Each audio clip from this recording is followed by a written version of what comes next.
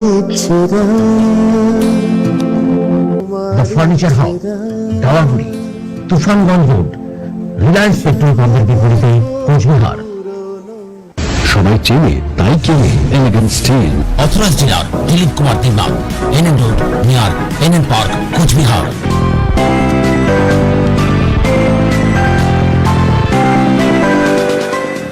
MG garment, BS road, hotel Yuvraj, Cooch Behar.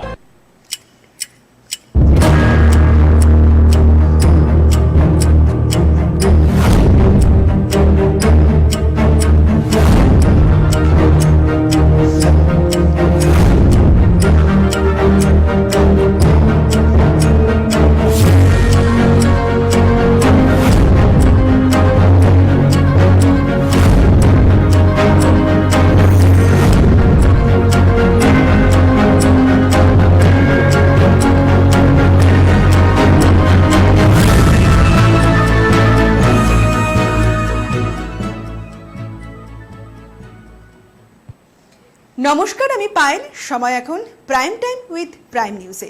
দিনের কিছু সেরা খবর দেখতে চোখ রাখুন ডিজিটাল বাংলার পর্দায়।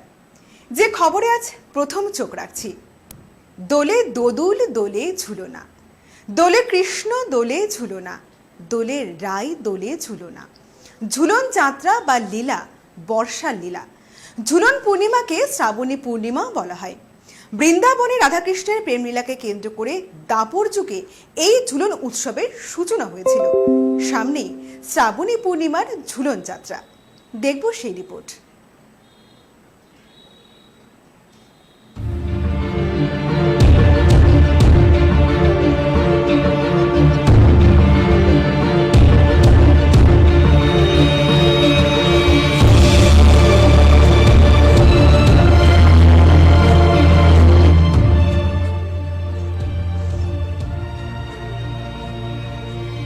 মুর্শিদাবাদের চকবাজারের প্রদীপ্ত অধিকারী 60 বছর ধরে বাড়িতে ঝুলন সাজিয়ে আসছেন।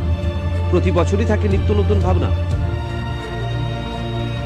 প্রতিবারই সমাজের জন্য কিছু বার্তা দিয়ে থাকেন তিনি। এবার করোনা নিয়ে সমাজকে বার্তা দিতে প্রদীপ্ত বাবুর অভিনব উদ্যোগ। তার তৈরি ঝুলনে উঠে এসেছে করোনা হাসপাতাল, পরীক্ষা কেন্দ্র, করোনা আবহে সমাজ ব্যবস্থার ছবি। মানুষকে সচেতন করতে বিভিন্ন পোস্টার। তার এই উদ্যোগকে অনেকেই সাধুবাদ দিয়েছেন।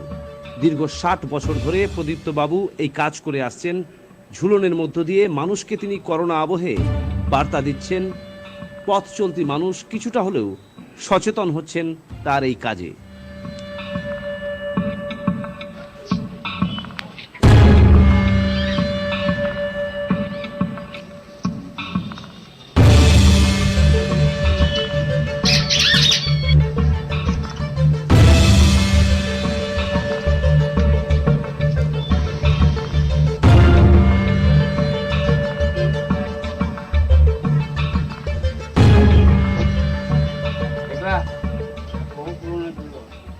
কোথায় করছেন? এটা আমার যখন 5 বছর বয়স তখন থেকে আমি করছি। হ্যাঁ, এটা আমি যেহেতু রাধাকৃষ্ণ ঠাকুরকে ভালোবাসি বা আমার একটা মনের মধ্যে একটা আছে, হ্যাঁ, বা উৎসব ভেবে এটাকে করছি। বা পাড়ার আরও সবাই জানে, হ্যাঁ, কি প্রদীপদা এখানে ঝুলন করে, সবাই দেখে আনন্দ পায়। এই কারণে মানে আমি ঝুলনটাকে মানে এখন পর্যন্ত চালিয়ে যাচ্ছি। সমাজকে কি বার্তা দিতে চাইছেন এর মাঝখানে?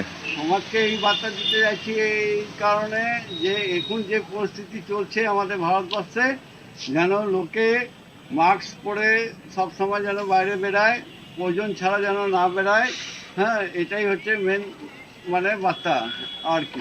এই লকডাউনে যারা যারা উইদাউট মাস্ক বা যারা যারা ফালতু ঘুরে বেড়াচ্ছে, লকডাউন করে, হ্যাঁ, লকডাউনে ঘুরে বেড়াচ্ছে বেফালতু, তো তাদের জন্য আপনি কি বলবেন? তাদের জন্য এইটুকু বলবো যে তারা যদি নিজেরা নিজেকে সাবধান না করে তাহলে কি হবে, ভবিষ্যতে তাদের পরিবারের ক্ষতি হতে পারে। হ্যাঁ, কিন্তু তারা সেটা বুঝছে না। কিন্তু যখন বুঝতে পারবে, হ্যাঁ, যে আমার জন্য আজ আমার পরিবারের ক্ষতি হয়েছে, হ্যাঁ, তখন তারা নিশ্চয়ই এটাকে অনুভব করতে পারবে। ভবিষ্যতে আপনি এটাকে কি আরো অন্য কিছু করতে চান, বাড়াতে চান? হ্যাঁ, নিশ্চয়ই। যতদিন আমার শরীর চলবে বা আমি মানে থাকবে আমি এটাকে চালিয়ে যাব।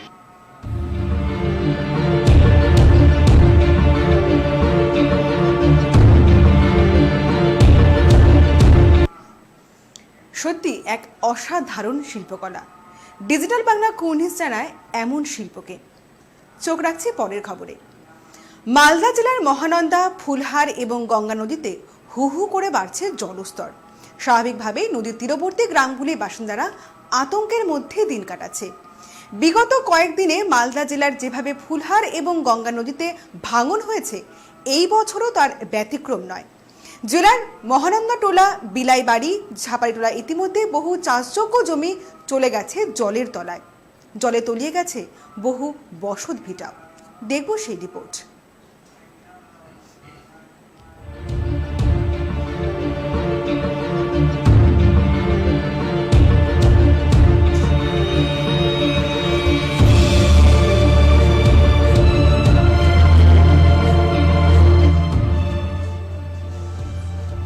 গ্রামবাসীদের অভিযোগ, এই ভাঙন রোধে কাজ ঠিকমতো করা না হলে যেভাবে ভাঙন দেখা দিয়েছে নদীতে, তাতে আগামী কয়েক বছরের মধ্যেই সমস্ত কিছু জলের তলায় তলিয়ে যাবে।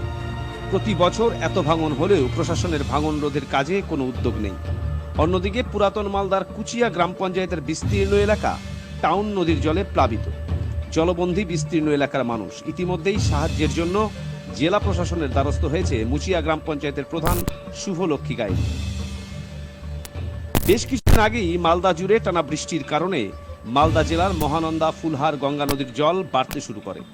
ইতিমধ্যেই ইংরেজ বাজার ও পুরাতন মালদা পৌরসভার মধ্য দিয়ে বয়ে যাওয়া মহানন্দা নদীতে জলস্তর ছেড়েছে, যার ফলে নদী তীরবর্তী এলাকার বহু বাড়িতে জল ঢুকে গিয়েছে। বর্তমানে তারা উঁচু স্থানে আশ্রয় নিয়েছেন। অন্যদিকে বৈষ্ণবনগর ও কালিয়াচক ৩ নম্বর ব্লকের পারদেওনাপুর সহ একাধিক এলাকায় ব্যাপক ভাঙন শুরু হয়েছে। গ্রামবাসীদের অভিযোগ, প্রতি বছর জল বাড়ার কারণে যেভাবে ভাঙন হয়, প্রশাসন ভাঙন রোধের কাজে ব্যর্থ। প্রশাসন যদি সঠিক সময়ে সঠিক ভাঙন রোধে কাজ করে, তাহলে মানুষকে এই ভোগান্তি পোহাতে হয় না। জল তো ৩-৪ দিন থেকে বাড়ছে, কিছু আবার মরছে, বাড়ছে আবার কিছু মরছে। ভাঙনটা আমাদের দিকে প্রথম বন্যাটা যখন এসেছিল তখন বেশ ভালোই ভাঙলো এই সাইডগুলো, কোনো মার্জিন বেশি নেই। মোটামুটি ৩০০ ফিটের মতো হবে আমাদের রহিমারি গ্রামটার থেকে ফুলহার নদী।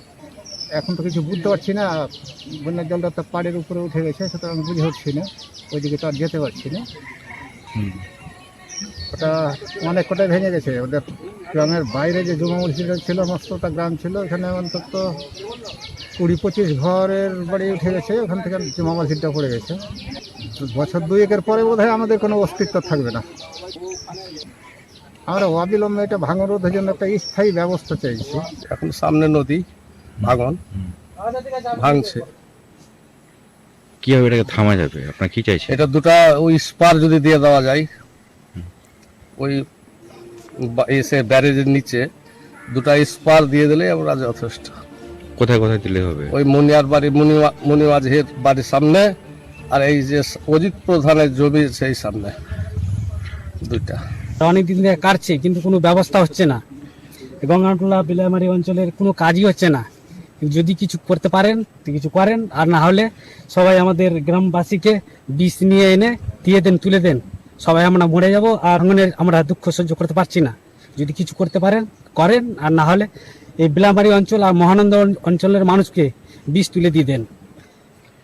দাঁড়টোলা যাবে, হাটপাড়া যাবে, বামটোলা যাবে, রুহিমারি যাবে, আর সামনে বিরুটোলা আছে, মহানন্দটোলা আছে।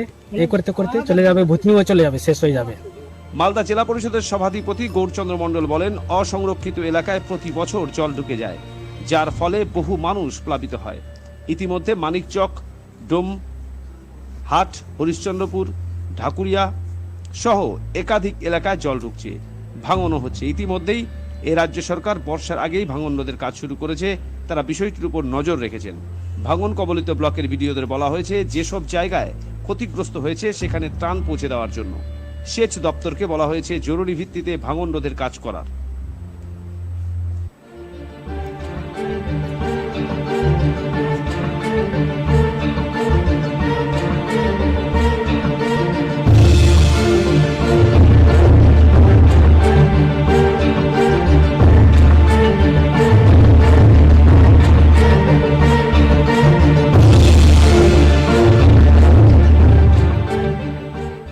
একটা কথা পরিষ্কার, মালদা জেলায় যখনই বিহার ঝাড়খণ্ড উত্তরপ্রদেশের বৃষ্টি হয়, জল আসে এখান থেকে গঙ্গা ফ্লোর মহানন্দার যেসব আনপ্রোটেক্টেড এরিয়াতে লোকগুলো থাকে সেখানে কিন্তু জল ঢুকে এবং সেইগুলো ইফেক্টেড এরিয়াগুলোতে জল ঢুকে যায়, ইফেক্টেড হয়।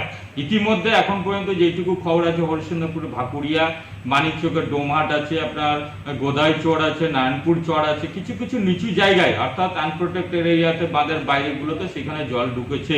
এবং ইতিমধ্যে আমাদের যেটা পারদৌনাপুর কিছু ভাঙন আছে বা বিলাইমারি, রতুয়ার, মহানানটোলা আছে, এগুলোতে জল নিচু জায়গাগুলোতে ঢুকেছে, ভাঙনও হচ্ছে। সেইগুলো আমরা ইতিমধ্যে আপনারা দেখেছেন সেচ দপ্তর মাননীয় মন্ত্রী শুভেন্দু অধিকারী আমাদের সেখানে কাজগুলোও করেছে বর্ষার আগেই এবং সেগুলো ভালো কাজও হয়েছে সেইখানে, অর্থাৎ বাঁধের ভাঙন জায়গায় সেই পজিশনে এখনো নেই। আর ইতিমধ্যে আমরা এই নিয়ে বন্যা নিয়ে যা পর্যাপ্ত পরিমাণে যে ত্রাণ সামগ্রী লাগবে, ত্রিপাল, খাদ্য সামগ্রী, গবাদি পশুর খাওয়া দাওয়া, ডাক্তারি ব্যবস্থা আমরা করেছি। যেখানে যেখানে ডুবে যাবে তাদেরকে শিফট করানো হবে এবং তাদের সমস্ত ব্যবস্থাই আমরা অলরেডি রেডি করে রেখেছি এবং খতিয়ে দেখা হচ্ছে, বিডিওদেরকে বলা হয়েছে যেসব জায়গায় ইফেক্টেড হয়েছে সেখানে এমার্জেন্সি পিরিয়ডে ত্রাণ পৌঁছে দেওয়া যাবে। ভাঙন রোধের কাজগুলো এমার্জেন্সি পিরিয়ডে যেই সব তো বাঁধ অনেক দূরে আছে এবং অসংরক্ষিত এলাকা আছে এগুলো, কিন্তু জমি ফসলি জমি কেটে যাচ্ছে ওইখানকার, সেই জন্য সেখানকারও যে কিছু কিছু জায়গায় কিছুদিন আগে ভুতরি নন্দীটোলার কাছেও ভাঙন হয়েছিল আর কি, তো তার পাশেই কাজ চলছে। সেখানে ইরিগেশন দপ্তরকে বলা হয়েছে যে ভাঙনটা রোধ করার জন্য এমার্জেন্সি পিরিয়ডে সেইগুলো জায়গায় কাজ করবে। কাঞ্চনের 5টি ছেলে একে একে সবকটি গেল জমের কবলে। স্বামীর ঠিকানাও হলো ঠিক একই স্থানে। কি ভাবছেন, কোনো পৌরাণিক রোমাঞ্চকর গল্প? না, কোচবিহার দেবীবাড়ি বকুলতলার মর্মান্তিক ঘটনাই তুলে ধরবো আজ।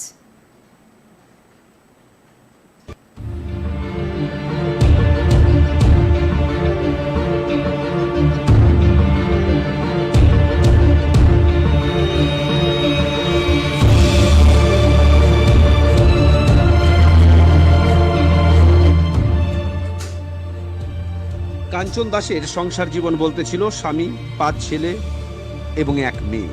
স্বামী অনিল দাস চোখে দেখতে পারতেন না। তিনি গত হয়েছেন 10 বছর আগে।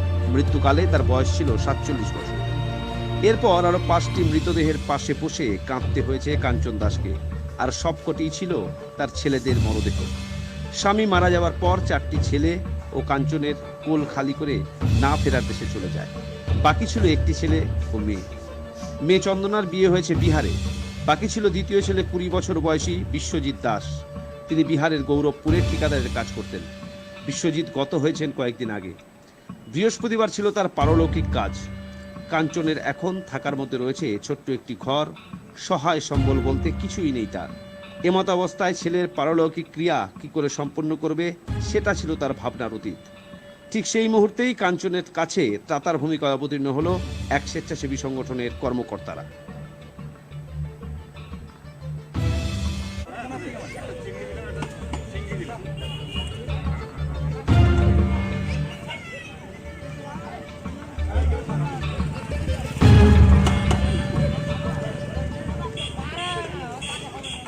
আমার ছেলের অভিনয়কে সবাই মিলে করতেছে। সবার কাছে আমি হাত জোর করে বলি কি আমার ছেলের এখানে অনুষ্ঠান সবাই মিলে করতেছে, আমার বাড়িতে করার মতন। কি হয়েছে আপনার ছেলে? কি আমার ছেলের যে পেটেন্টিস হয়েছিল, ওই যে বাস হয়ে গেছে, তাতে আমার ছেলে মারা গেছে। আচ্ছা, কয় ছেলে আপনার? আমার 5 ছেলে ছিল, 5 ছেলেই মারা গেছে। এখন আমার বাড়িতে কেউ নাই, এখন একাই আমি বাড়িতে। আমার স্বামী নাই, আমার আর কেউ নাই দেখার মতন। হ্যাঁ, দাদারা যে এইটুকুন আমাকে করে দিল, তাদেরকে আমি ধন্যবাদ দিলাম যে ওরা নিজের থেকে যে আমাকে এইটুকুন সাহায্য করলো, আমার পিছনে দাঁড়াইছে, এইটাই আমি খুব খুশি হলাম। দাদারা ভালো থাক, হ্যাঁ, জানি আর 1 বছর পরে আমি দাদা দেখেছি। চোখ রাখছি ওপার বাংলার খবরে। ঢাকায় করোনা ভাইরাসের মতো জীবাণু থেকে রক্ষার অন্যতম হাতিয়ার হচ্ছে হ্যান্ড স্যানিটাইজার, যা ব্যবহারে হাত জীবাণুমুক্ত রাখা যায়। কিন্তু এই স্যানিটাইজার নকল করে বাজারজাত করছে কিছু অসাধু ব্যবসায়ী। বিভিন্ন কোম্পানির নাম ব্যবহার করে এসব নকল হ্যান্ড স্যানিটাইজার বিক্রি হচ্ছে ঢাকার ফুটপাত সহ বিভিন্ন দোকানে। দেখব সেই রিপোর্ট।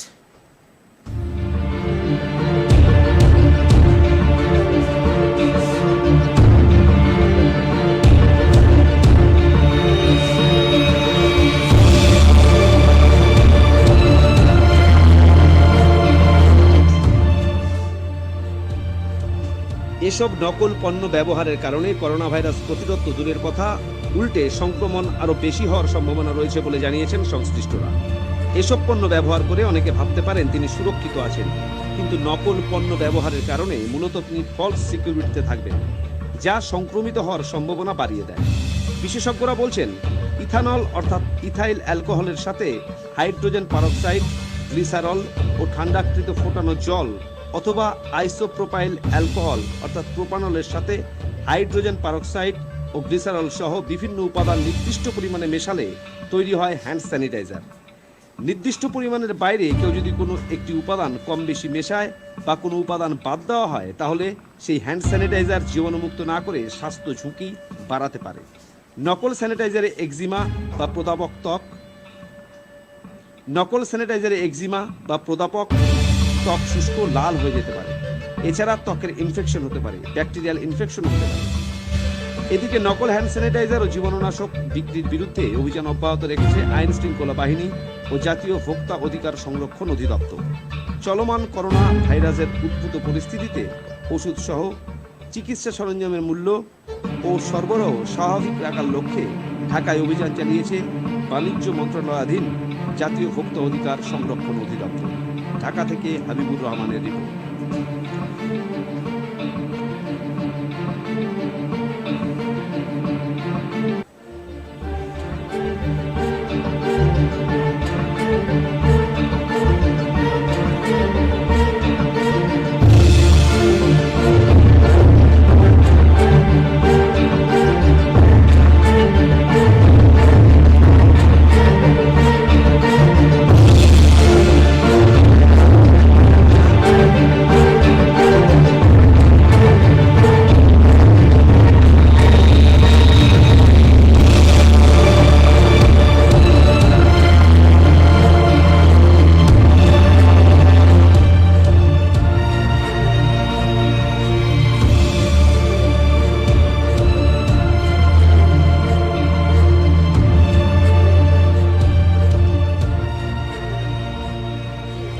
আচ্ছা, আমি ওষুধ প্রশাসন অধিদপ্তরে আছি। আজকে এই অভিযান র্যাব 10 এবং ওষুধ প্রশাসন অধিদপ্তরের সহযোগিতায় যে ওখানে হচ্ছে নকল হ্যান্ড স্যানিটাইজার, যেটা জীবাণুনাশক হিসেবে আমরা এখন প্রচুর চাহিদা এই কোভিড-19-এর সময়। এখানে আমরা প্রচুর নকল পাচ্ছি, যেগুলো শুধু রং দিয়ে ইন্ডাস্ট্রিয়াল কালার, ব্লু কালার দিয়ে এটাকে কখনো পানি কখনো মিথানল এগুলোতে দিয়ে এটাকে দ্বিগুণ দামে, দ্বিগুণ তিনগুণ দামে বাজারে বিক্রি করছে হ্যান্ড স্যানিটাইজার এবং জনগণের সাথে প্রতারণা করছে। ফলে যেটা হচ্ছে, আমাদের যে বৈধ কোম্পানিগুলো আছে এবং ওষুধ ফার্মাসিউটিক্যাল কোম্পানিগুলো, এই বৈধ ওষুধগুলো আসলে জনগণ বুঝছে না কোনটা বৈধ আর কোনটা অবৈধ এই নকলের ভিড়ে। আর এই যে এগুলো জীবাণুনাশক যেহেতু ওষুধ, এগুলো রাখার জন্য ওষুধ প্রশাসনের আমাদের ড্রাগ লাইসেন্স দরকার, এগুলো তাদের কোনোটাই নাই এবং এরা অস্বাস্থ্যকর পরিবেশে নিজেরা এগুলোকে বোতলে ভরে ভরে বাজারে দ্বিগুণ তিনগুণ দামে আসল বলে বিক্রি করতেছে। আসলে এগুলো সম্পূর্ণ নকল। যেগুলো অরিজিনাল আমাদের হ্যান্ড স্যানিটাইজার, যেগুলো আমাদের ওষুধ প্রশাসন অধিদপ্তর থেকে অনুমোদিত, আমাদের যে ওষুধ কোম্পানিগুলো আছে ফার্মাসিউটিক্যাল কোম্পানি, আমরা একটা ডিআর নাম্বার দেই, রেজিস্ট্রেশন নাম্বার দেই এবং আমরা এনওসি নাম্বার দেই। এই এনওসি এবং ডিআর নাম্বার নিয়ে যে কোম্পানিগুলো উৎপাদন করে সেগুলো আসলে আমাদের আসল, আর এগুলো সবই নকল। আমরা আচ্ছা, এটি মূলত উনি যে মিথানল কিনে আনছেন, মিথানলের সাথে উনি রং বিক্রি করে এটি বিক্রি করছেন। ওনার দাবি যেটি হচ্ছে, উনি গার্মেন্টসের ফ্লোর ক্লিনিংয়ের কাজে এটি ব্যবহার করা হয় স্যানিটাইজার হিসেবে। হ্যাঁ, তো কিন্তু আমরা সরেজমিনে যেটি পেয়েছি, উনি এই কাজটি করতে পারেন না। মিথানলকে আর্টিফিশিয়াল রং যোগ করে স্যানিটাইজার হিসেবে বিক্রি করা ওনার কোনো পারমিশন নাই। এরকম কোনো স্যানিটাইজার হিসেবে যেটি ফ্লোর অথবা যে কোনো মানুষের হাতে বা অ্যাক্সেসরি হিসেবে হ্যান্ড রাব হিসেবে ব্যবহার করার জন্য ওনার ওষুধ প্রশাসন অধিদপ্তরের পারমিশন লাগবে। সেই পারমিশনটি নাই, সেই দিক থেকে উনি একটি অনৈতিক এবং আইন বিরোধী কাজ করেছেন। সেটি উনি অপরাধ, এই অপরাধ উনি স্বীকারও করেছেন। এখন এর পাশাপাশি আমরা যেটি দেখতে পাচ্ছি যে এই কাজগুলো কিন্তু উনি বলছেন যে গার্মেন্টসের ফ্লোর স্যানিটাইজ করার কাজে ব্যবহার করা হচ্ছে। অ্যাট দ্য সেম টাইম এটি কিন্তু খোলা বাজারেও চলে যাচ্ছে। আমরা আশেপাশে দেখছি বা বাংলাদেশের বিভিন্ন অঞ্চল থেকে বিভিন্ন ফার্মেসি বা ছোটো ছোটো দোকানদার, এরা এগুলো নিয়ে কিন্তু বোতলজাত করে মানুষের হ্যান্ড স্যানিটাইজার হিসেবে ব্যবহার করছে, যেটি মানব স্বাস্থ্যের জন্য মারাত্মক ক্ষতিকর। এবং এই করোনাকে পুঁজি করে মানুষ কিন্তু মারাত্মকভাবে প্রতারিত হচ্ছে এবং করোনার ঝুঁকি বাড়ছে। এই জায়গা থেকে আমরা এই অভিযানটি পরিচালনা করছি। Prime time with prime news আজকের মতো এখানেই শেষ করছি। দিনের কিছু সেরা খবর দেখতে চোখ রাখুন প্রত্যেক দিন 7:30টায় ডিজিটাল বাংলার পর্দায়, এবং সমস্ত খবরের জন্য চোখ রাখুন ডিজিটাল বাংলার পর্দায় এবং ডিজিটাল বাংলার ফেসবুক পেজে। নমস্কার।